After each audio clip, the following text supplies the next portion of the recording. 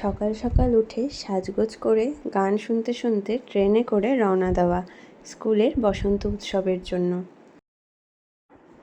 প্রোগ্রামের মাঝে একটু নিজস্বী। স্কুলের আবহাওয়া, সবাই রং খেলতে ব্যস্ত, সবাই কি সুন্দর সাজগোজ করে এসেছিল। এরপর আমাকে ভূত বানানোর পালা। এত সুন্দর করে সেজে এসেছিল সবাই, দেখেও খুব ভালো লাগছিল। এরপর মিষ্টি মুখ, সবাই কত আনন্দ করেই না মিষ্টি খাচ্ছিল। আর আমি দাঁড়িয়েছিলাম হ্যান্ড ওয়াশ নিয়ে, কারণ রং খেলে সবার তো হাতের অবস্থা খারাপ, তাই মিষ্টি খাওয়ার আগে হ্যান্ড ওয়াশ নিয়ে হাত ধুয়ে মিষ্টি খেতে হবে। আমরাও রং মাখাচ্ছিলাম একে অপরকে।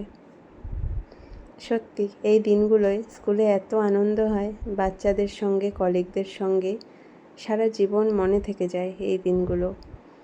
টিচারদের সার্থকতা হয়তো এগুলোতেই, এই যে স্টুডেন্টদের এত ভালোবাসা, ম্যাম রং মাখাবো, ম্যাম তোমার সাথে ছবি তুলবো, নাচ করব, এইটা শিখিয়ে দাও, ওটা শিখিয়ে দাও, এই যে ওদের এত আবদার, এসব অন্যান্য প্রফেশনে টাকা অনেক বেশি থাকলেও কোনো দিন আসবে না।